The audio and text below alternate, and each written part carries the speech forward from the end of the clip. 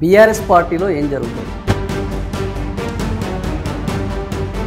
పోటాపోటీ సమావేశాలు నిర్వహిస్తుంటే బీఆర్ఎస్ కార్యకర్తలు నేతలు ఎటు వెళ్ళాలి? ఒకవేళ కవిత నిర్వహించే సమావేశాలకు వెళ్తే ఏం జరుగుతుంది? వెళ్ళకపోతే ఏం జరుగుతుంది? ఈ సందిగ్ధం నుంచి బయటపడేది ఎవరు? పార్టీ నిర్ణయం. ఈ విషయాలన్నీ మాట్లాడుకుందాం.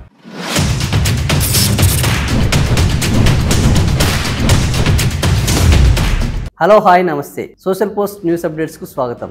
ఈరోజు బీఆర్ఎస్వి సమావేశాలు, అదేవిధంగా జాగృతి తరపున లీడర్షిప్ కార్యక్రమాలు పోటాపోటీగా జరుగుతున్నాయి. ఎమ్మెల్సీ కవిత ఆధ్వర్యంలో కొంపల్లిలో లీడర్షిప్ కార్యక్రమం జరుగుతుంది.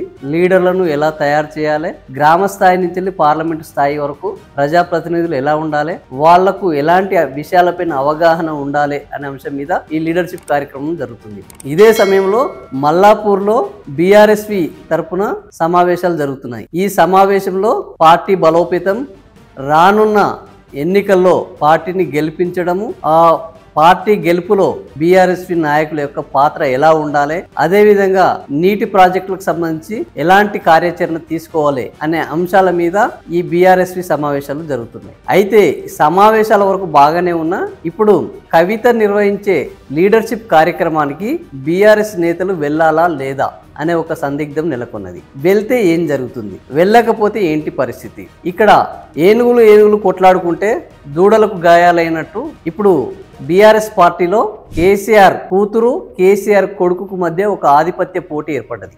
ఈ ఆధిపత్య పోటీలో ఒకరి మీద ఒకరు మాట్లాడుకోవడం జరుగుతుంది.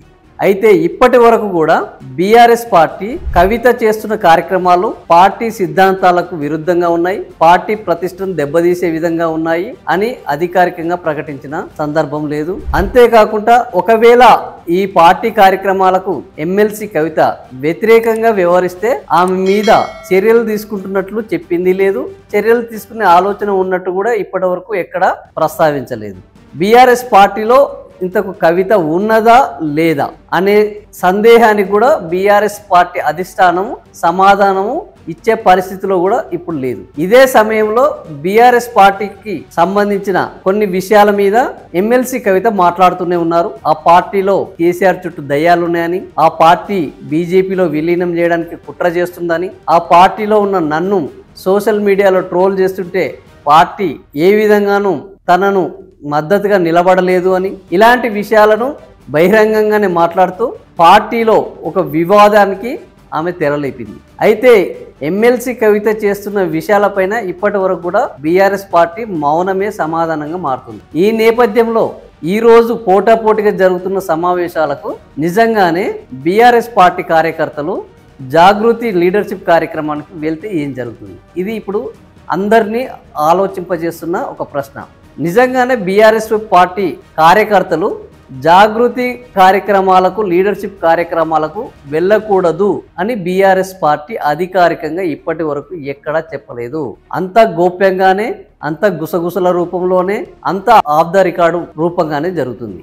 అధికారికంగా బహిరంగంగా జాగృతి సంస్థ ఎమ్మెల్సీ కవిత నిర్వహించే సమావేశాలకు, కార్యక్రమాలకు అటెండ్ కావద్దు అని ప్రకటించింది లేదు. ఎందుకు అటెండ్ కావద్దు అని ఇంతవరకు రీజన్ కూడా చెప్పింది లేదు. ఎందుకంటే ఇప్పటి వరకు ఆమెని పార్టీ బహిష్కరించలేదు, సస్పెండ్ చేయలేదు, ఆమె పార్టీ నుంచి వైదొలగలేదు. సో బీఆర్ఎస్ పార్టీలో ఆమె ఉన్నట్టే, బీఆర్ఎస్ పార్టీలో కొనసాగుతున్నట్టే. కాబట్టి బీఆర్ఎస్ పార్టీ వాళ్ళు అటు వెళ్ళకూడదు అని ఇంతవరకు బహిరంగంగా ప్రకటించలేదు. మరి రేపు ఒకవేళ వెళ్ళిన వాళ్ళని బీఆర్ఎస్ పార్టీ ప్రశ్నిస్తే ఏం జరగబోతుంది? బీఆర్ఎస్ పార్టీ మీలో ప్రధానంగా మాజీ సీఎం కూతురు, ఆ పార్టీ అధ్యక్షుడు కూతురు, ఆ పార్టీ వర్కింగ్ ప్రెసిడెంట్ సోదరి, ఇంకా బీఆర్ఎస్ పార్టీ కార్యక్రమాల్లో నేను ఉన్నాను, బీఆర్ఎస్ పార్టీ ఎమ్మెల్సీగానే కొనసాగుతున్నారు. ఈ నేపథ్యంలో ఆమె ఏర్పాటు చేసిన కార్యక్రమాలకు బీఆర్ఎస్ పార్టీ నేతలు, బీఆర్ఎస్ నేతలు వెళ్తే వాళ్ళని ప్రశ్నిస్తే, ఒకవేళ ఆ ప్రశ్నించిన సందర్భంలో ఎమ్మెల్సీ కవిత మీద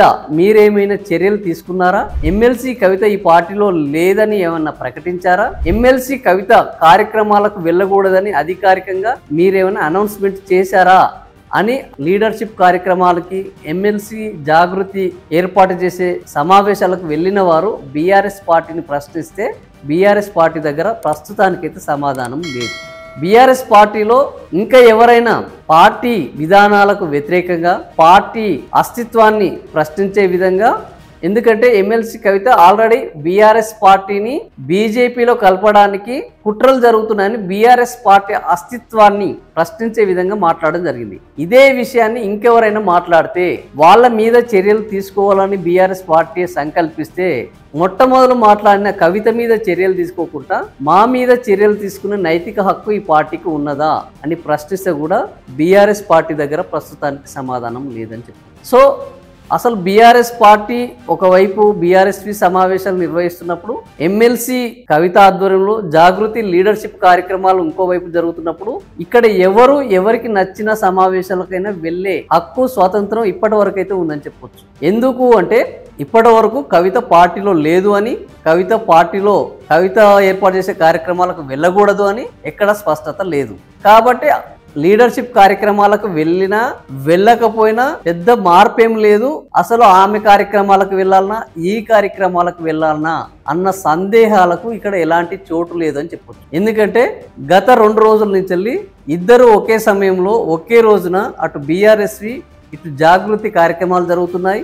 ఎటు వెళ్లాలనో తేల్చుకోలేని పరిస్థితిలో బీఆర్ఎస్ కార్యకర్తలు నేతలు ఉన్నారు అన్న వార్తలు వినిపిస్తున్నాయి.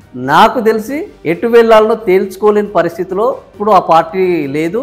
ఎటు వెళ్లాలనో తేల్చుకోవాల్సిన పరిస్థితిలో కార్యకర్తలు లేరు. వాళ్ళు ఎటైనా వెళ్లే స్వతంత్రంలో ఉన్నారని చెప్తాను. ఎందుకంటే వీళ్ళిద్దరూ ఇప్పుడు పార్టీలోనే ఉన్నారు. 2 పార్టీకి సంబంధించిన కార్యక్రమాలే.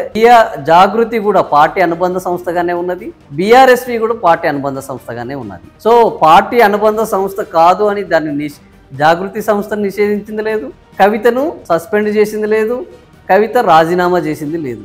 ఈ నేపథ్యంలో ఎటు వెళ్ళాలో అన్న సందిగ్ధానికి అసలు తావే లేదు అనేది నా అభిప్రాయం. ఇలాంటి పరిస్థితుల్లో మరి రేపు కూడా కవిత ఖచ్చితంగా ఇలాంటి కార్యక్రమాలకే శ్రీకారం చుడుతున్నారు. పార్టీలో ఒక అయోమయం, పార్టీ ఎటువైపు ఉంటుంది, కార్యకర్తలు ఎటు వెళ్ళాలి అన్న ఒక ఆలోచన రేకెత్తించే విధంగా తన కార్యక్రమాలు చేపడుతున్నారు. సో మరి పార్టీ ఇప్పటికైనా ఒక స్టాండ్ తీసుకుంటుందా, కవిత విషయంలో ఒక క్లారిటీ ఇస్తుందా, కార్యకర్తలకు ఉన్న సందేహాలకు సమాధానం ఇచ్చే ప్రయత్నం చేస్తుందా, ఇవన్నీ వేచి చూడాల్సిందే. మరి ఈ 2 కార్యక్రమాల తర్వాత ఏం జరగబోతుంది, వీటి పరిణామాలు ఎలా ఉంటాయి అనేది తెర మీద చూడాల్సిందే. ఈ వీడియో మీకు నచ్చితే లైక్ చేయండి, షేర్ చేయండి, సబ్స్క్రైబ్ చేయండి. మరిన్ని విషయాలు చెప్పాలనుకుంటే కామెంట్ల రూపంలో మీ అభిప్రాయాలను తెలియజేయండి. Thank you for watching.